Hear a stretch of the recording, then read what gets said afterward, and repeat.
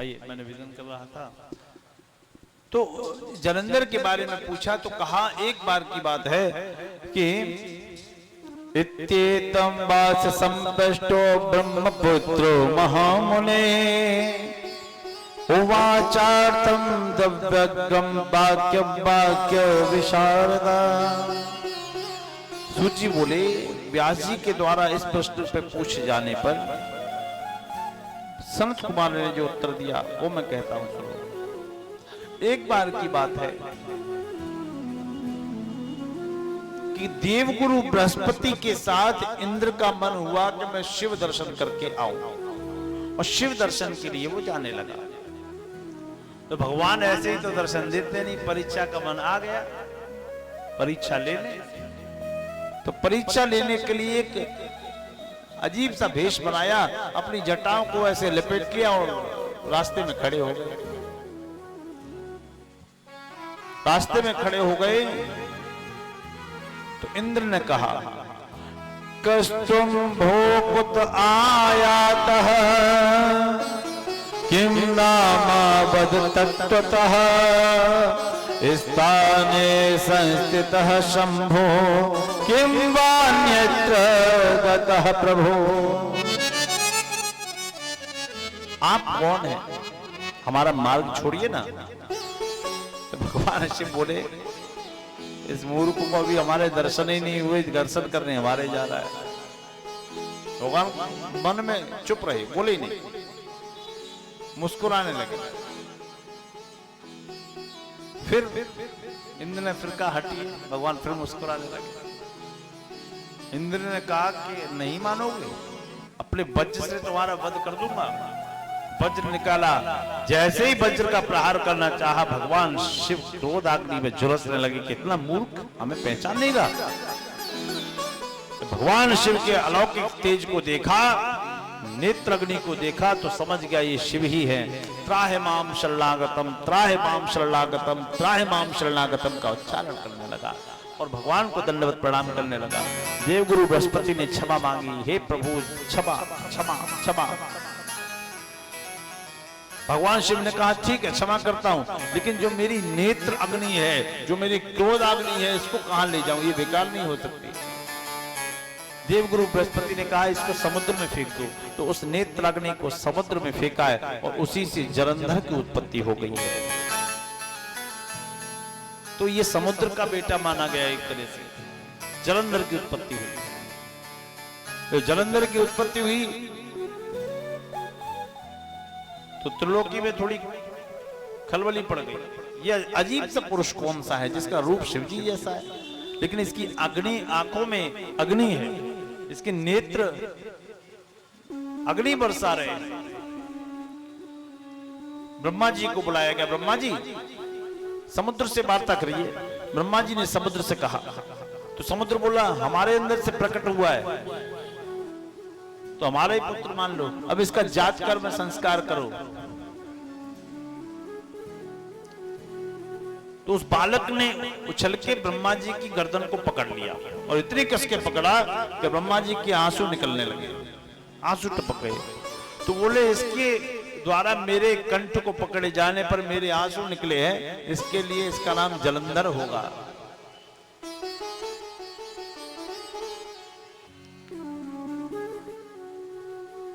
कालनेमी की पुत्री वृंदा से इसका विवाह होगा, वो पति परायणा होगी, जिसकी शक्ति से ये हमेशा विजय प्राप्त करेगा। लेकिन इस मूर्ख को अहंकार रहेगा कि हमने विजय प्राप्त की है, लेकिन इसके पीछे उसका हाथ होगा। शुक्राचार्य जी इसका राज्याभिषेक करिए, ये दैत्य राज्य बनेगा। शुक्राचार्य जी ने उसका राज्याभिषेक किया है। समुद्र ने कालनेमी की पुत्री वृंदा से उसका विवाह कर दिया।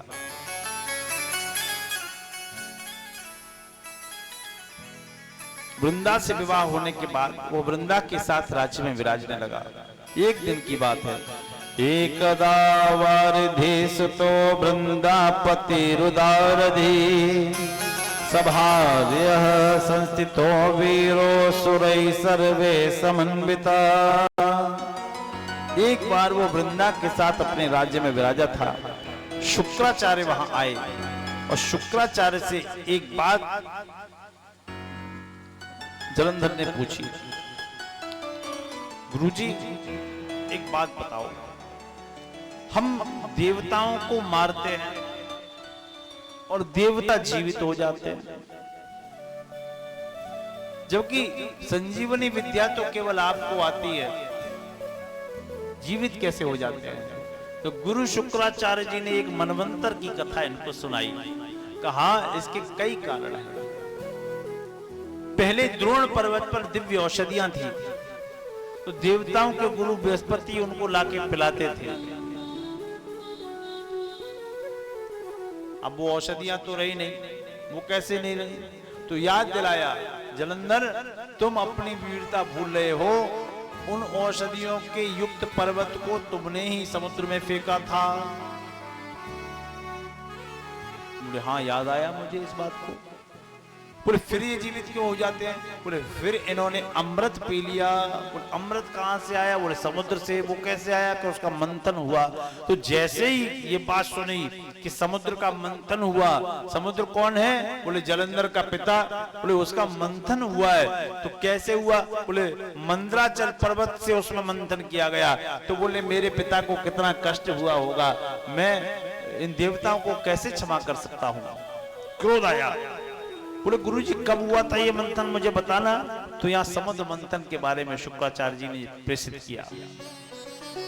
कहा एक समय की बात है, देवता लक्ष्मीहीन हो गए थे, उनके गुरुजी ने उनका त्याग कर दिया था। क्यों किया था? तो ये भी बात आई।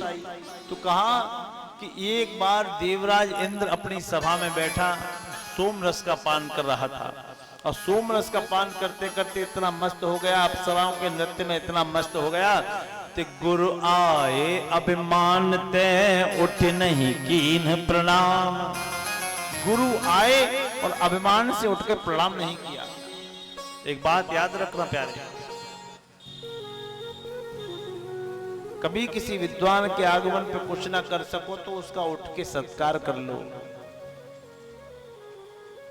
खड़े हो जाओ, केवल उसको प्रणाम कर लो और उसको कुछ नहीं चाहिए। गुरुजी ने उसका परित्याग कर दिया, जा तेरी लक्ष्मी चली जाए। तो इंद्र लक्ष्मीहीन हो गया। फिर इंद्र दौड़े दौड़े ब्रह्मा जी के पास गए, ब्रह्मा जी आप हमें यह उपाय बताओ, आप हमें यह उपाय बताओ कि हम वापस धनवान कैसे बने। तो ब्रह्मा जी ने कहा हम तुम्हें एक बहुत अच्छा उपाय बताएंगे। क्या? तुम समुद्र का मंथन करो और समुद्र के मंथन में अनेकानेक रत्न निकलेंगे, जिसकी तुम प्राप्ति करो, तुम्हारा यश वैभव सब वापस आ जाएगा। समुद्र मंथन कैसे होगा? बोले दही मतने में तो पसीने छूट जाते हैं, उसके लिए तो मशीन आ गई है, चटकनी दबाई जाती है। समुद्र का मंथन कैसे होगा? बोले समुद्र मंथन के लिए मंदराचल पर्वत को लाया जाएगा। और रस्सी कहां से आएगी? बोले वासुकी नाग की रस्सी बनाई जाएगी। बोले अच्छा हाँ। तो समुद्र मंथन की बात आई, तो मंदराचल को लाएंगे, वासुकी नाग की रस्सी बनाएंगे। तो इंद्र बोला हम देवता कर लेंगे। बोले नहीं नहीं नहीं नहीं, दैत्यों के साथ करना पड़ेगा, बलि के साथ मिलकर करना पड़ेगा। इंद्र बोला बलि के पास हम नहीं जाएंगे, भाई नाक कट जाएगी। तो ब्रह्मा जी ने डांटा, समझाया कि मूर्ख मत बनो, कभी कभी जरूरत पड़े। एक समाज में कहावत कही जाती है, काम पड़े तो गधे को भी। हाँ, तो अहिमूसक की कथा सुनाई। अहिमाने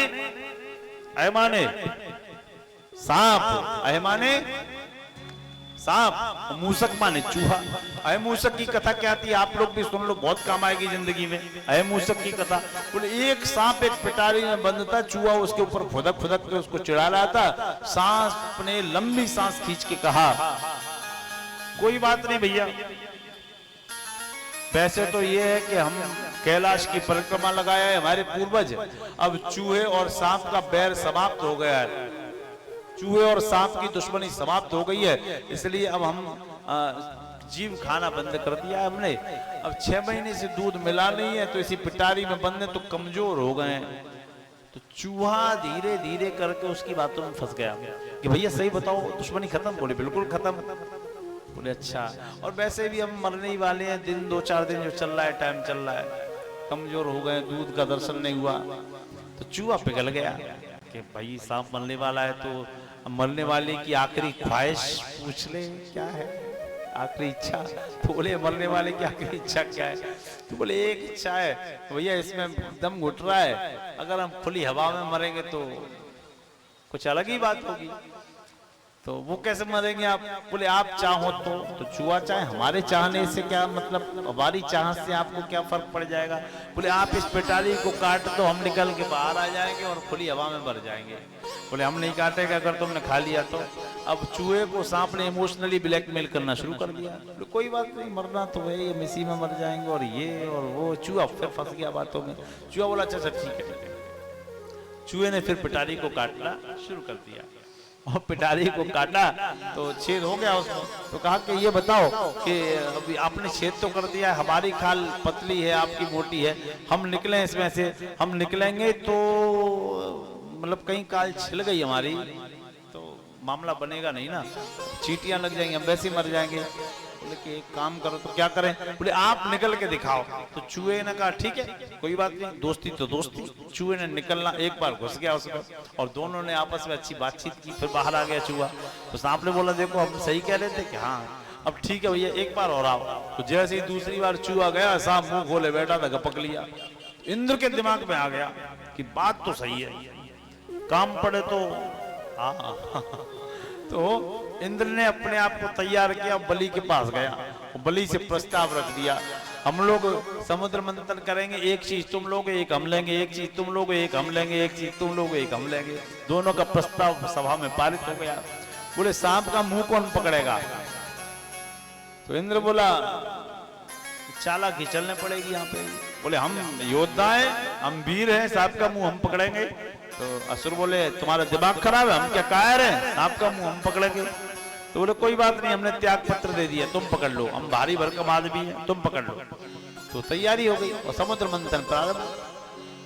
और समुद्र मंथन जब प्रारंभ हो रहा है तो मंदराचल पर्वत आया, वासुकी नाग आए, त्रिलोकी के देवता आए, और समंथन दर मंथन प्रारंभ होने लगा।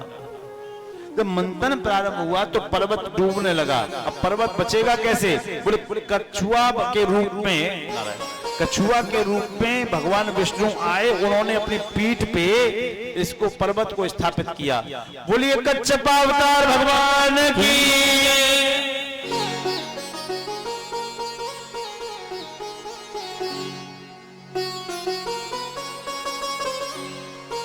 कौन सा अवतार हुआ है भगवान का यहाँ? कौन सा हुआ? कच्छप। कौन सा? अब इसमें भी बहुत बड़ा लॉजिक है, ऐसे ही थोड़े ही तो पूरा लेके चलते हैं। पूछिए आप लोग, बस कच्छप यानी कि कछुए का अवतार रखा और पर्वत को अपनी पीठ पे धारण कर लिया। अब इस कच्छप अवतार के बारे में कुछ विशेष बताना है आपको, सुनेंगे तो सुनेंगे कि नहीं? नहीं, इधर देखो, देख लो, देखिए नहीं मालाएं लिफाफे देखो, देखो और दिखाए, हद है भाई। सुनोगे कि नहीं? बोलो। फिर कहते हो कि हमारा धर्म ऐसा क्यों है? डार्विन जिसने 18वीं सदी में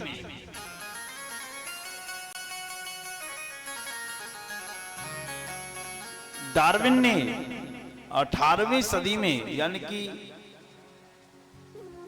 बहुत पहले एक थ्योरी लिखी थी, थ्योरी ऑफ रेवोल्यूशन। डार्विन को कितने लोगों ने पढ़ा है? 1 2 4। डार्विन ने एक थ्योरी लिखी थी, थ्योरी ऑफ रेवोल्यूशन। स्टूडेंट्स कितने हैं यहाँ पे इस कथा में? एक बार हाथ उठाना। शर्म लग रही है क्या स्टूडेंट होने में? हम तो अभी तक पढ़ाई करते रहे, फिर भी पढ़ नहीं पाए, तब भागवत करने लगे। डार्विन ने एक थ्योरी लिखी थी, थ्योरी ऑफ रेवोल्यूशन, यानी कि जो सृष्टि का जीव था, जीवन सबसे पहले जल में आया। क्या कहा? जीवन सबसे पहले जल में आया। अरे डार्विन की क्या औकात? डार्विन ने 200 साल पहले लिखी थी, हमारे ऋषियों ने 2 लाख वर्ष पहले लिख दिया कि जीवन सबसे पहले जल में आया। उसका क्रम बता देते आपको। शास्त्रों के जलाने के बाद आज सुबह ठाकुर साहब से बातें हो रही थी, आज सुबह या कल शाम को थोड़ा भूल रहा हूं कि तक्षशिला या नालंदा विश्वविद्यालयों को जलाने के बाद हमारे पास बहुत कुछ खो गया। सबसे पहले एक ऐसा जीव आया, पढ़ने लिखने वाले बहुत ध्यान से सुनना इस बात को, एक ऐसा जीव आया जो जल में रह सकता है। तो मत्स्यावतार हुआ, मछली का अवतार। कौन सा अवतार हुआ? मत्स्य अवतार। एक बार बोलो, मत्स्य अवतार। थोड़ा समय निकला, क्रम बढ़ा और परिवर्तन तो सृष्टि का नियम है। फिर एक ऐसा जीव आया जो जल में भी रह सके और थल में भी रह सके। तो कौन आया? कच्छपावतार, कछुआ। तो पृथ्वी पे भी रह सकता है और जल में भी। आप लोग सहमत है ना? फिर एक ऐसा जीव आया जो जल में भी रह सके, थल में भी रह सके और कीचड़ में भी रह सके। तो एक अवतार और बड़ा, सूकर अवतार, वराह अवतार। थ्योरी चल रही है आगे, हमें नहीं बनानी पड़ रही। बोले चल रही है कि नहीं? अब डार्विन की औकात आ गई कि हमारे ऋषियों की। बताइए आप, हमने अपने फिलोसफर्स को कभी पढ़ा ही नहीं, अपनी फिलोसफी को कभी जाना ही नहीं। इसके बाद एक ऐसा जीव आया जो जीव बना, व्यक्ति बना, पुरुष बना, लेकिन पूरा नहीं बन पाया। तो कितना बना? बोले 52 अंगुल का श्री वामन अवतार हुआ। फिर क्रम और आगे बढ़ा सृष्टि का, तो एक ऐसा पुरुष बना जो पूर्ण बन गया, लेकिन मन पे कंट्रोल नहीं था। इतना क्रोधी था कि माता का शीश ही काट दिया। श्री परशुराम भगवान आए। उसके बाद पूर्ण मनुष्य आया, श्री राम अवतार हुआ, श्री कृष्ण अवतार हुआ। ये सनातन की ताकत है मेरे प्यारे। इसको कहते हैं थ्योरी ऑफ रेवोल्यूशन। तो कच्छप अवतार हुआ, और कच्छप अवतार हुआ तो पर्वत को धारण किया है। फिर मंत्र दर मंत्र प्रारंभ हुआ तो उच्चैश्रवा नाम का घोड़ा निकला जो बलि ने ले लिया। ऐरावत हाथी निकला, इसकी 7 सूंडें थी जो ऐरावत नाम का हाथी इंद्र ने ले लिया। फिर अनन्यान्य वस्तुएं निकली, 5 गौमाता निकली, नंदा, बहुला, कपिला, सुंदा, और 5 ऋषियों ने ले ली जिनसे सृष्टि का क्रम आगे बढ़ा। उसके बाद मणि निकली, वो नारायण ने ले ली। फिर क्या हुआ? विषयों का विष निकला।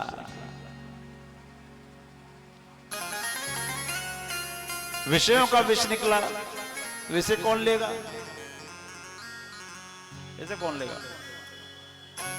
तो देवताओं ने दिमाग लगाया कि एक ही आदमी है इसको ले सकता है, कि शंकर भगवान को बुलाओ, कोई भोले वाले। तो बेचारे शंकर भगवान को बुलाया गया। पार्वती जी बोली तुम्हारा दिमाग खराब है, विष पीने जा रहे हो, हमारा क्या होगा? शंकर जी बोले नहीं नहीं नहीं, हम जनहित में जा रही है, हमारा काम ऐसे ही चलता है, लोग हमें ऐसी के लिए याद करते हैं, और तो अब तो कुछ है नहीं। कुछ लोग अपने घर से ऐसे बेचारे जनहित में जारी होते हैं, और जो जनहित में जारी होते हैं उनकी घर पे बड़ा बुरी स्थिति हो जाती है। बोलो राधे कृष्ण। कुछ लोग जनहित में जारी होते हैं। सर्वजन हिताय सर्वजन सुखाय। तो शंकर जी आए और शंकर जी ने विष के प्याले को लिया है और उसको अपने अंदर उड़ेला है।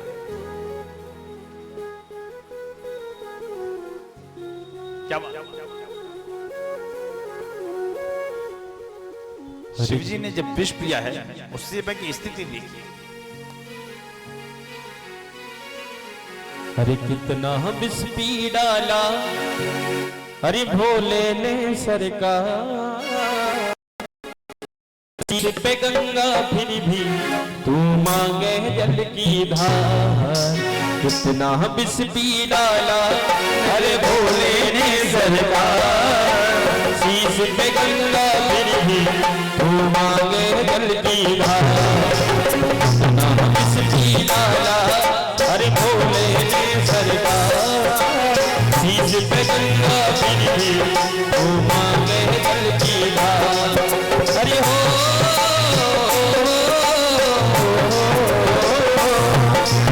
कितना विष पी डाला अरे भोले ने सरकार, शीश पे गंगा फिर भी तू मांगे जल की धार।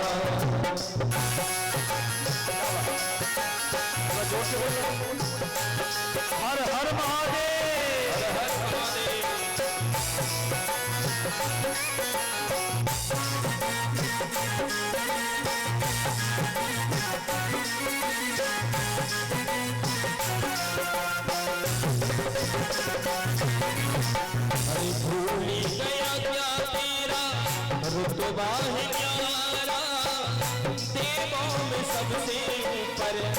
नाम तुम्हारा, भूल गया क्या तेरा रुतबा ही न्यारा, देवों में सबसे ऊपर नाम तुम्हारा, मांगे तेरे भक्त तुझसे अच्छा सा उपहार, मांगे तेरे भक्ति ये तुझसे अच्छा सा उपहार, शीश पे लगा फिर भी ये मांगी झलकीदार, ओ शीश पे लगा फिर भी तू मांगे झलकीदार, इतना दृष्टि डाला मेरे भोले ने सरकार, शीश पे लगा फिर भी तू मांगे झलकीदार।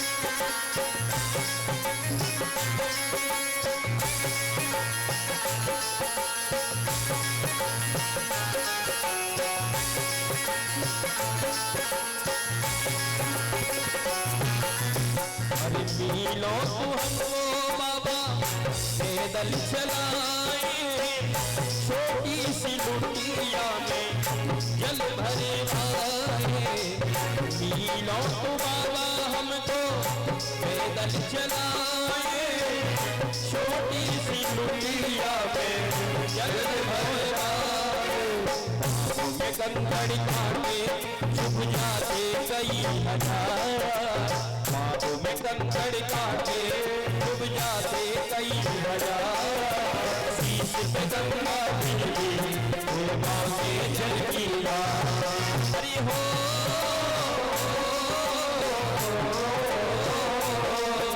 हरि हो,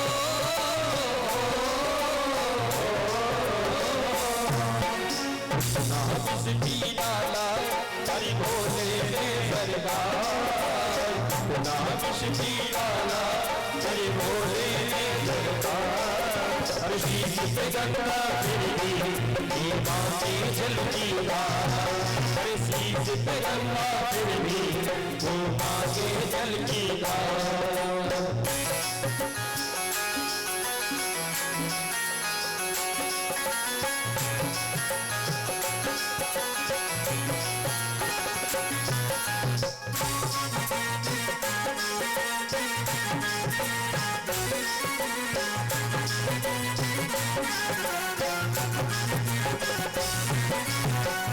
सावन में तेरे बरसे दिन रात पानी, फिर क्या कमी है मुझको जल की उदानी, सावन में तेरे बरसे दिन रात पानी, फिर क्या कमी तुझको जल की उदानी, हमको भी ये बाबा बतलाओ तुम एक बार, हमको भी ये बाबा बतलाओ तुम एक बार, शीश पे गंगा फिर भी तू मांगे झलकीदार, हरि हो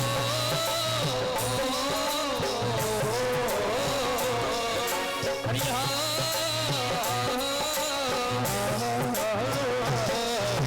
कितना विष्टि डाला तेरे भोले ने सरकार, कितना विष्टि डाला तेरे भोले ने सरकार, शीश पे गंगा फिर भी तू मांगे झलकीदार, ओ शीश पे गंगा फिर भी तू मांगे झलकीदार, ओ शीश पे गंगा फिर भी तू मांगे झलकीदार, अरे शीश पे गंगा फिर भी तू मांगे झलकीदार। शिव जी ने विष का पान किया, वो ध्यान से सुनना, शिव भक्त हैं आप लोग, शिव जी ने विष का पान किया और विष के पान करने के बाद क्या हुआ, मुस्कान में कोई फर्क नहीं आया। शिवाष्टक पढ़ते हैं होंगे बहुत से लोग, नमामि शमीशा निर्वाण रूपम पढ़ते हैं ना लोग, उसमें आता है कैसा रहा मुख विष पीने के बाद भी, प्रसन्नाननम नील कंठम दयालम, कैसा, प्रसन्नाननम नील कंठम दयालम, उनका आनंद माने मुख होता है, मुख प्रसन्न था, एकदम प्रसन्न।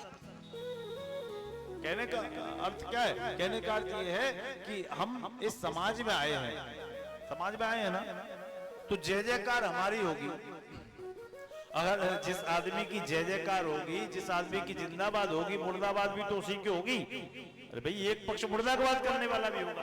तो समाज में हम आए हैं, हमारी जय जयकार होगी तो मुर्दाबाद भी हमारी होगी। आपकी जय जयकार होगी तो आपकी मुर्दाबाद होगी, किसी और की नहीं होगी, राज चलते आदमी की थोड़ी होगी। लेकिन करना क्या है? ये कथा ये संदेश देती है, जहां होती हैं खुशियां वहां गम भी रहते हैं, जहां बजते हैं नगाड़े वहां मातम भी रहते हैं। ये खुशी आने से पहले जाने को तैयार रहती है, ये गमी आठों पहर बनकर गले का हार रहती है। तो मुस्कुरा के जिस किसी को गम का पीना आ गया, प्यारे बस समझ लो इस जहां में उसको जीना आ गया। ये विषय समाज में है तो बुराइयां होंगी। अच्छा बुराई नहीं होती क्या? सब अच्छे लोगों की बुराई होती है। अच्छाई और बुराई का संगम है, सुख और दुख का संगम है, दिन और रात का संगम है। तो बुराई होगी, लेकिन बुराई सुन के क्या करना है? बोले कंठ तक रखना है, अंदर ले जाने की जरूरत नहीं है। तो बुराई रूपी विष भगवान ने पिया और कंठ तक रखा, और भगवान का कंठ नीला पड़ गया और भगवान का नाम रख गया। बोलिए नीलकंठ महादेव की जय। कुछ लोगों ने दर्शन किया भी होगा, ऋषिकेश से ऊपर जब जाते हैं तो नीलकंठ भगवान का बड़ा दिव्य दर्शन होता है। वहां से उत्तर की ओर देखेंगे तो हिमालय बड़ा सुंदर स्वरूप में दिखता है। कई बार जाने का और कथा करने का वहां अवसर प्राप्त हुआ मुझे। भगवान की बड़ी कृपा रही इस बालक पे, नारायण। तो कहा, अच्छा एक विषय, शंकर जी को लोग दिखाते हैं पोस्टर में। आज भी मैं बात कर रहा था, काला काला नीला नीला। तो शिव जी पूरे नीले नहीं है। शिव जी कैसे? पहले दिन की कथा में जो आए थे उन्होंने बताओ कैसे। कर्पूर गौरम, कपूर जितना गोरा रंग है भूतनाथ भूतेश्वर का, कंठ नीला पड़ा है केवल। अच्छा दूसरा, उस दिन बताया कि किसी भी शास्त्र में, किसी भी पुराण में ये वर्णन नहीं आया कि शिव जी ने भांग पीती है, धतूरा खाया था। जब विष पिया था उस समय शिव जी के शरीर पे ताप बढ़ने के कारण, टेम्परेचर बढ़ने के कारण, गर्मी बढ़ने के कारण भांग से स्नान कराया गया है और धतूरे को पीस के उनकी गर्दन और मस्तिष्क पे लेप करके रखा गया है, क्योंकि जहर की दवा जहर होती है। एक पोस्टर आया था कुछ दिनों पहले, भगवान शंकर चिलम पीते दिखाएं और ऑटो वाले रिक्शे वाले लगा लगा कर घूम रहे हैं। उनको समझाओ ये पोस्टर लगाना बंद कर दे। भगवान शिव जैसा औगरदानी कभी नशेड़ी नहीं हो सकता, पूरे शंकर भगवान की। अब ये विषय हुआ, चंद्रमा निकला। चंद्रमा कौन लेगा? बोले ये कटा फटा है, इसका भी कोई काम नहीं है, इसको बोले शंकर जी को ही दे दो ये सब आइटम। शंकर जी बेचारे ले गए और मस्तिष्क पे लगा लिया। पर देवता ये भूल गए, दैत्य ये भूल गए कि ये वक्र चंद्रमा, टेढ़ा चंद्रमा, जिसको किसी ने नहीं पूछा, भगवान शिव के मस्तिष्क पे लगने के बाद वो टेढ़ा चंद्रमा भी वंदनीय हो गया। यमाश्रुतो हि वक्रो पे चंद्र सर्वत्र वंद्यते, पूरा जहान उसको पूजने लगा। लक्ष्मी आई, माई निकली, तो लक्ष्मी जी को कौन ले गया? अच्छा लक्ष्मी किसके साथ जाएगी? लक्ष्मी किसके साथ जाएगी? वो लक्ष्मीपति के साथ। लक्ष्मीपति कौन? जिसने अभिमान का धनुष तोड़ा। और अभिमान का धनुष किसने तोड़ा? नहीं पता। राम जी ने। राम जी किसका स्वरूप है? विष्णु जी का। तो भगवान विष्णु आए, दुल्हन ले गए लक्ष्मीवासा, अपनी दुल्हन को लेकर चले गए। अब क्या हुआ? इन सब के बाद अमृत प्रकट हुआ है। धन्वंतरी भगवान अमृत लेके आए हैं। बोलिए धन्वंतरी भगवान की। धन्वंतरी भगवान अमृत लेके प्रकट हुए। देवता और दैत्य ने सब छोड़ा और धन्वंतरी जी के पीछे दौड़े। तो धन्वंतरी जी बोले प्रभु हमें बचाओ। बैकुंठ में पहुंच गए तो भगवान विष्णु ने कहा आपका कार्यकाल खत्म हो गया, आप पीछे आइए, अब हमारा शुरू। उनको पीछे पर्दे में कर दिया, पर्दे में करने के बाद खुद एक सुंदर रूप रखा। इतना सुंदर स्वरूप बनाया है, स्त्री स्वरूपा भगवान विष्णु हो गए हैं, झीले पारदर्शी वस्त्र पहने हैं। त्रिलोक उस पर मोहित होने लगा और नाम ही पड़ गया मोहिनी। बोलिए मोहिनी भगवान की जय। मोहिनी भगवान ने अमृत का कलश हाथ में लिया है और देवता और दैत्यों के मध्य आ गए। अब बहुत समझने की बात है। 5 मिनट के लिए दिल दिमाग व्यास मंच की तरफ लगाओ, दिल दिमाग व्यास मंच की तरफ लगा के और सुनो 5 मिनट के लिए। देवताओं ने तो मोहिनी मैं देखा और दैत्यों ने मोहिनी को देखा। तो इंद्र की भाषा क्या है? इंद्र की भाषा वो सुनो, इंद्र क्या कह रहा है बता दें। इंद्र बोला, अभी तक तो सुना था कि त्वमेव माता च पिता त्वमेव। अभी तक तो सुना था कि माता जी भी आप हो और पिताजी भी आप हो, लेकिन आज देख लिया कि आप ही मैया और आप ही पिताजी हो। त्वमेव माता च पिता त्वमेव, आप ही माता हैं और आप ही पिता हैं, ये अब जान पड़ गया। जय हो माता जी की, जय हो माता जी की। लेकिन बलि ने मोहिनी को देखा, और बलि ने देखा तो कैसे देखा? कहा ओहो अहो रूप अहो धाम। अरे अरे रूप और गुणों की खान, अहो अस्या नभं बया। आप नई नवेली इतनी सुंदर, का तुम कंज पला साक्षी कुतो किंबा चिकीर्षसी। कमल के समान नेत्र, कमल के समान अपने अंग को लिए आप कहां घूम रही हैं? आपका अभी तक विवाह नहीं हुआ। तो भगवान मोहिनी ने कहा, बलि तू हंस गया तो फंस गया, क्या करें बलि, अभी तुम जैसा कोई मिला ही नहीं। तो बलि बोला, कोई ना हो तो मतलब हमसे ही काम चलाओ। तो भगवान बोले मोहिनी कि अब तो तू गया बलि। देवताओं ने मोहिनी मैं देखा और बलि ने मोहिनी को देखा, मामला फंस गया।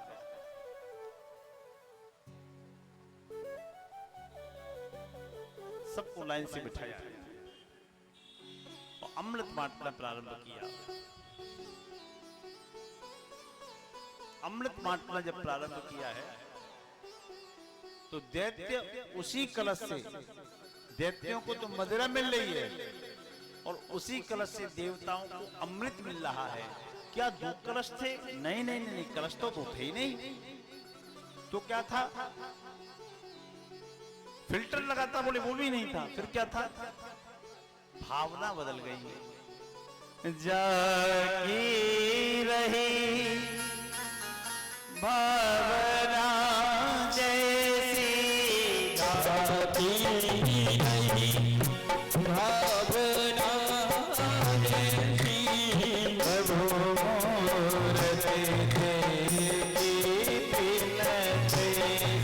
ओ प्रभु मोर देखी बिन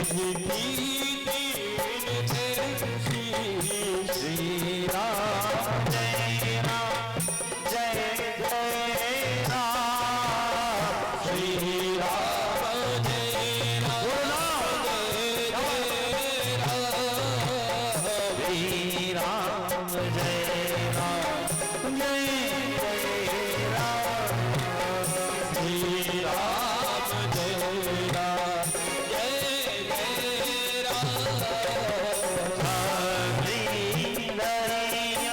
भावना जैसी, भाभी रही भावना जैसी, प्रभु मूरत देखे बिन ऐसी, प्रभु मूरत देखी बिन ऐसी।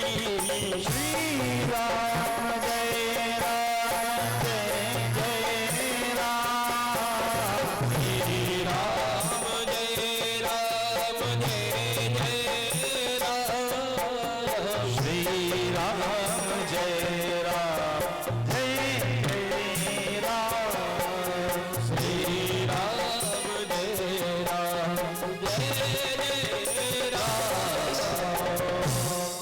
जिसकी जो भावना है उसको वही दिखता है, जो जिसकी भावना वही दिखता है। एक व्यक्ति के अंदर किसी के लिए प्रेम आता है और जिस पे जिसको प्रेम आए उसके लिए दूसरे को केवल एक जीवन जीने का क्रम बनता है। ये भावना है। देवताओं ने कभी, दैत्यों ने कभी सकारात्मक देखा ही नहीं परमात्मा को, और जब सकारात्मक नहीं देखा तो उन्हें मदिरा मिली, मदिरा पीने को मिली उसी कलश से।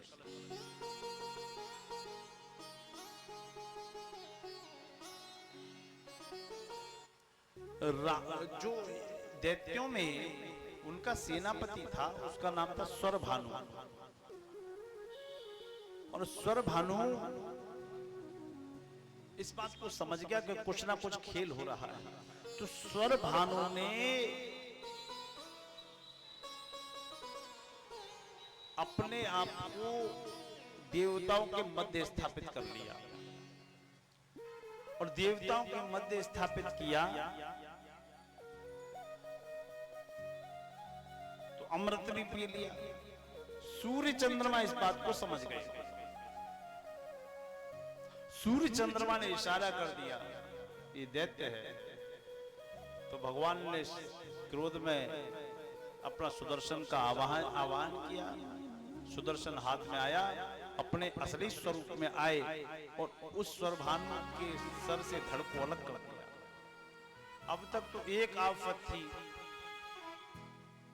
अब तक तो एक आफत थी केवल स्वरभानु, अब दो हो गई, एक राहु एक केतु, एक राग और एक द्वेष, एक राग और द्वेष।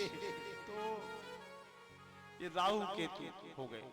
अट्टहास करने लगा, अब तो मैं भी पूजनीय हो गया, देवताओं की श्रेणी में आ गया। मारने जाए मरे ही नहीं, क्योंकि अमृत तो को प्राप्त हो गया ना, अमृत पी लिया उसने, और अमृत पी लिया मारने को उद्यत हो गया। और एक बात कही कि सूर्य चंद्र जब जब मौका मिलेगा तुम्हें छोड़ूंगा नहीं, मैं छोड़ूंगा नहीं। तो जो ग्रहण लगता है ना, ग्रहण काल होता है, उस समय राहु का पूर्ण प्रकोप होता है। कुंडली के अंतर्गत जो ग्रहण दोष होता है ना, राहु केतु के साथ चंद्रमा अगर स्थापित हो या सूर्य स्थित हो तो उसको ग्रहण योग की कुंडली मानी जाती है। ग्रहण योग होता है, उसी दिन से ग्रहण लगने लगा, जब जब मौका आता है। लेकिन ईश्वर का यह आशीर्वाद रहा सूर्य चंद्रमा को कि राहु तुम्हें छू के निकल जाया करेगा, तो एक क्षण के बाद वो ग्रहण समाप्त होने लगता है। ये एक बड़ा आशीर्वाद मिला। अब जब ये जीत गए देवता, अमृत पी लिया, तो देवता क्वालिटी के लोग आज भी होते हैं और दैत्य क्वालिटी के लोग भी आ जाए, तो देवता जय हो जय हो जय हो, हम जीत गए हम जीत गए हम जीत गए, जिंदाबाद जिंदाबाद जिंदाबाद करते हुए जा रहे। अब दैत्य लोग अपने गुरुजी से बोले, गुरुजी ये देवता लोग हमें चिढ़ा रहे हैं, हमें परेशान कर रहे हैं। तो गुरुजी बोले एक काम करो, झंडा छीन लो इनका। तो देवता दैत्य बोले कि इन्होंने तो अमृत पी लिया है। बोले अमृत भले ही पी लिया है, लेकिन इनके गुरुजी की शक्ति इनके साथ नहीं है, और गुरु शक्ति के बिना ये तुम्हारा कुछ नहीं बिगाड़ सकते। याद रखना, कुल पुरोहित कुल गुरु, जिसके जीवन में गुरु शक्ति का अभाव है ना, वो जीवन में व्यक्ति कुछ नहीं कर सकता। कवच अभेद विप्र गुरु पूजा, कवच अभेद विप्र गुरु पूजा, अधिक धर्म नहीं पूजा।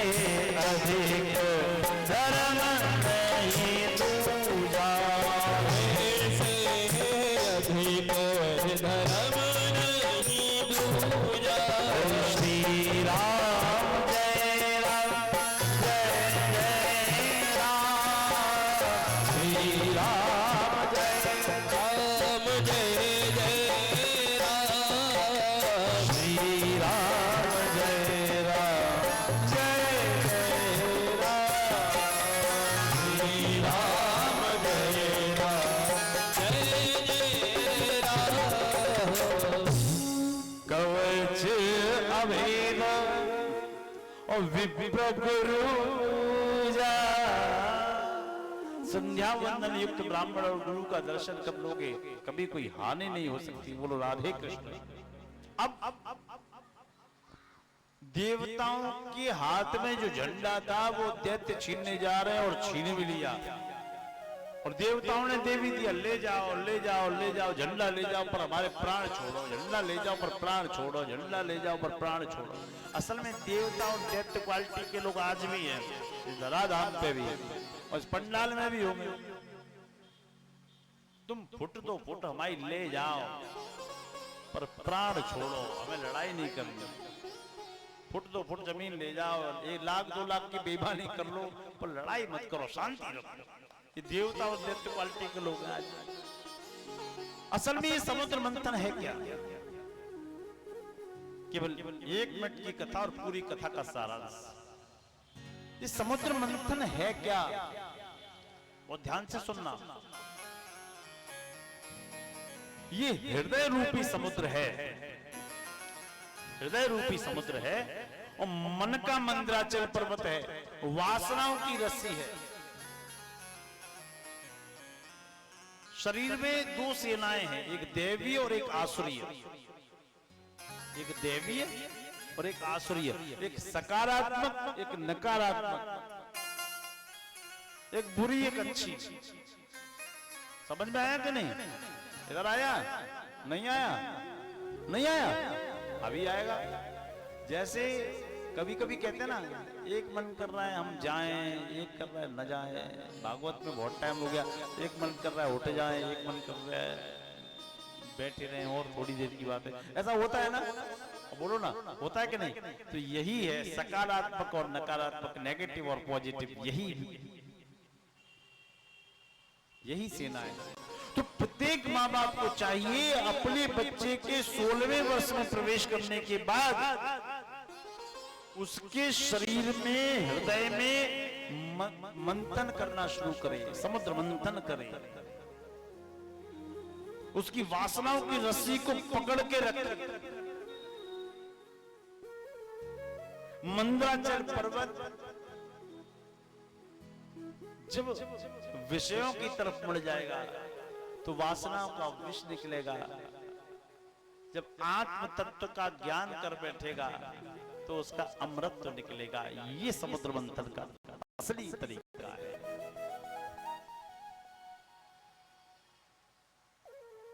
समुद्र में से चंद्रमा निकला।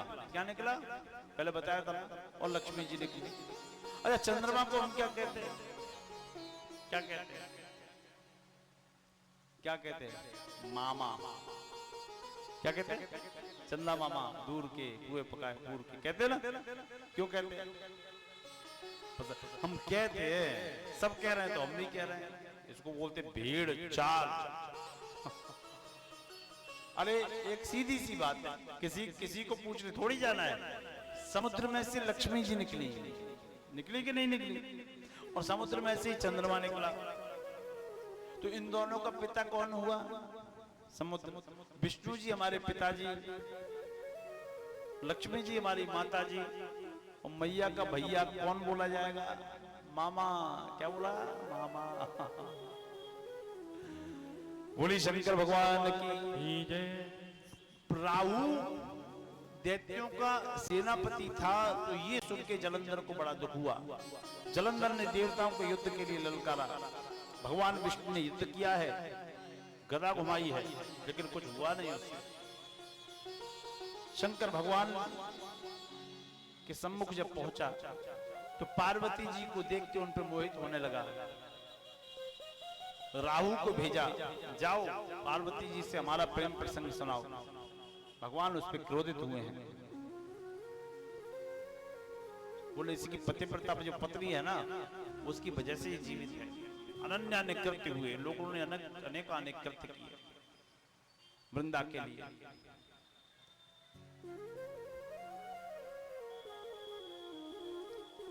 कैसे वध होगा? वृंदा का सतीत्व तो नष्ट करना है। भारत में सतियों की पूजा होती है, रतियों की नहीं। कौन करेगा छल कपट? कौन करेगा? तो विष्णु जी को तैयार किया जाएगा।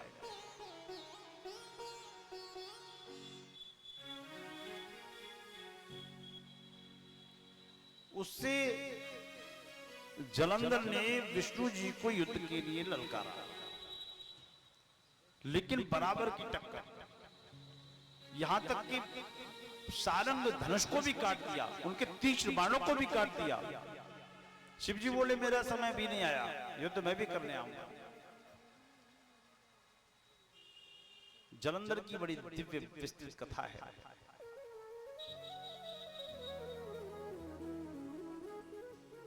वृंदा का सतीत्व तो नष्ट करना है। जलंधर युद्ध के लिए गया, भगवान विष्णु जलंधर के रूप में आए और वृंदा को आलिंगन किया है, उसका सतीत्व तो नष्ट हुआ और भगवान भूतेश्वर ने जलंधर का वध किया है। बोलिए भूतनाथ भगवान की जय। आगे की विस्तृत कथाएं, इसका उपसंहार कल होगा। समय पूर्ण है, लोग उठने लगे हैं और कुछ विशेष सूचना है कि कल इस कथा का अंतिम सत्र है और वो सत्र, उस सत्र के बाद परसों पूर्णाहुति है। आज ही कहाँ है? भंडारे का कार्यक्रम है क्या? है ना? क्या है भंडारे में? मेनू पूहा है कि पूरी है? जो भी हो, कल तक और स्वाहा परसों आहा। बड़ा बढ़िया आहा आपके सामने पूरी व्यवस्था है। और आज शाम को कोई कार्यक्रम है क्या? कवि सम्मेलन 7 बजे से कवि सम्मेलन है, क्योंकि तो 5:45 बज चुके हैं, आपको जाते जाते समय हो जाएगा, तो समय से जाइए, समय से आइए।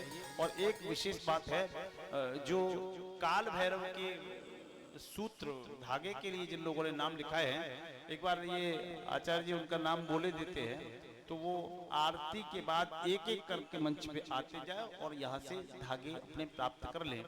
और इसके बाद एक भजन सुनेंगे, फिर आरती के लिए चलेंगे। पहले वो नाम बोल दें और उसके बाद उसमें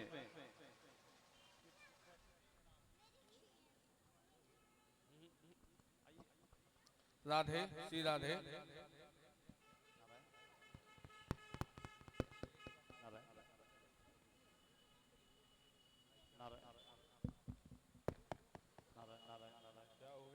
ये ट्रस्ट में भी कुछ दानदाताओं ने दान दिया है, जो निम्न प्रकार है।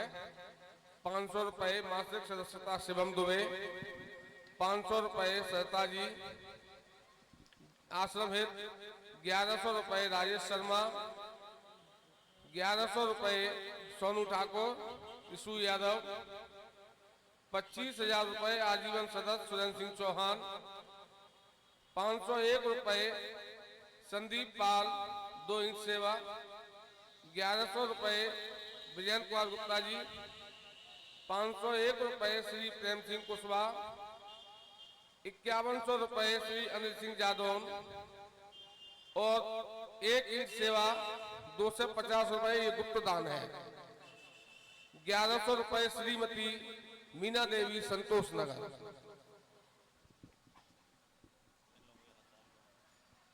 इन लोगों के लिए उत्साहवर्धन करें। और इसी श्रृंखला में जो धागे वाली माताएं हैं, मैं उनके नाम बोल रहा हूं, वो आरती के बाद यहाँ रुके और किसे अपने धागे लेकर महाराज जी से और घर को प्रस्थान करें। प्राची शर्मा, सोनी, श्रीमती नीलम देवी, कांता देवी, कल्पना तोमर, संतोषी गुप्ता, वंदना परिहार, रज्जो देवी, यश सक्सेना, वैष्णवी, प्रियंका यादव, अनार देवी, निर्मला शर्मा, सुनीता शर्मा, सरिता देवी, कल्पना शर्मा, ब्रजेश, आरती शर्मा, सीमा सिंह, लकी, धर्मेंद्र सिंह, उमा शर्मा, मयंक शर्मा, तनु शर्मा, सूर्या शर्मा, मुस्कान, स्वाति और संगम। हाँ, एक विशेष सूचना, आज रात्रि में 8 बजे इस पंडाल में कब सम्मेलन का आयोजन किया जाएगा। तो मैं आप लोगों से अनुरोध कर रहा हूं कि आप लोग कब सम्मेलन में भी आने का कष्ट करें। और महाराज जी की जो आगामी भागवत है वो 12 मार्च से गोपाल आश्रम में हो रही है, जिसके कलश हेतु जो व्यक्ति संपर्क करना चाहे, भागवत टाइम पे तो हमारे मित्तल जी बैठे हुए हैं कलश के लिए, और भागवत टाइम के बाद सुबह या शाम आप जो ये मंदिर है यहाँ हम लोग रुके हुए हैं, यहाँ आप संपर्क कर सकते हैं। जय श्री राधे। आइए 12 मार्च वाली होने वाली कथा के लिए चूंकि काफी लोग जुड़े हुए हैं यहाँ से, और जो ट्रस्ट में सम्मिलित हुए उनका वो किशोरी कृपा परिवार में ही है, वो आप लोग कलश के लिए संपर्क कर सकते हैं। कलश उस प्रकार का होगा जो वहाँ रखा हुआ है कुर्सी पे, और जिनको जिस कार्य हेतु मिलना है वो मिल सकते हैं। आइए एक सुंदर सा भजन सुनते हैं, उसके बाद हम लोग आगे आरती के लिए चलेंगे। और कल की कथा में समय से आइएगा, समय से जाइएगा, ऐसा निवेदन। 1 मिनट।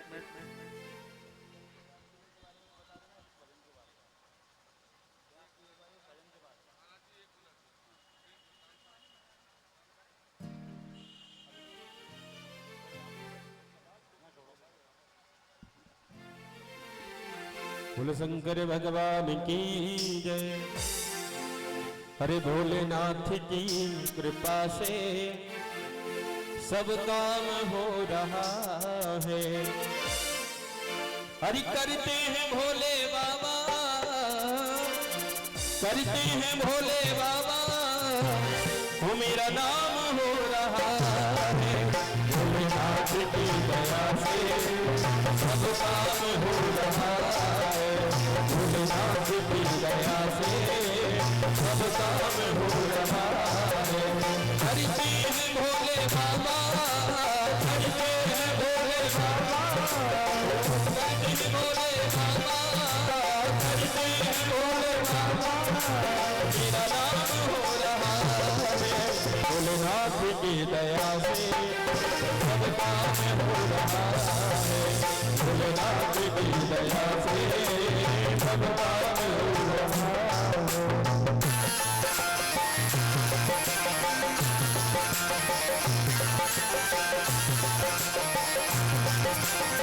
है।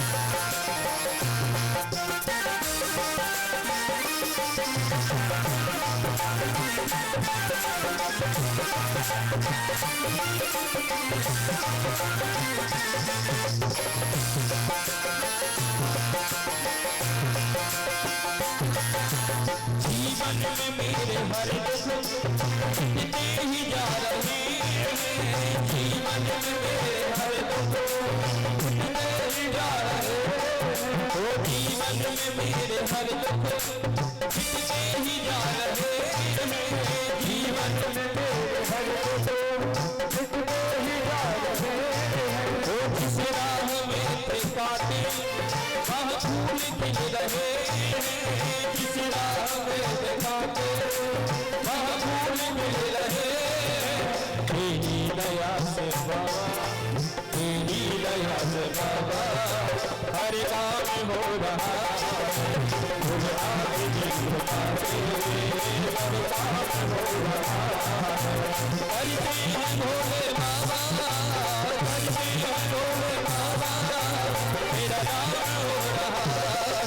भोलेनाथ की दया से सब काम हो रहा है। भोलेनाथ की दया से सब काम हो रहा है।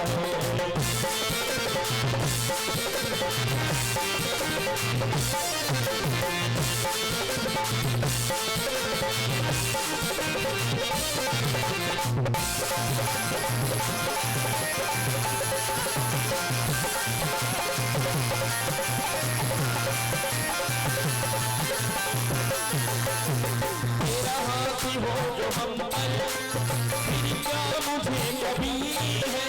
तेरा हाथी हो जो हम पर, फिर क्या मुझे कभी है।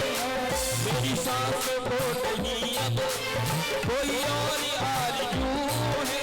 मेरी सांस को नहीं अब कोई यार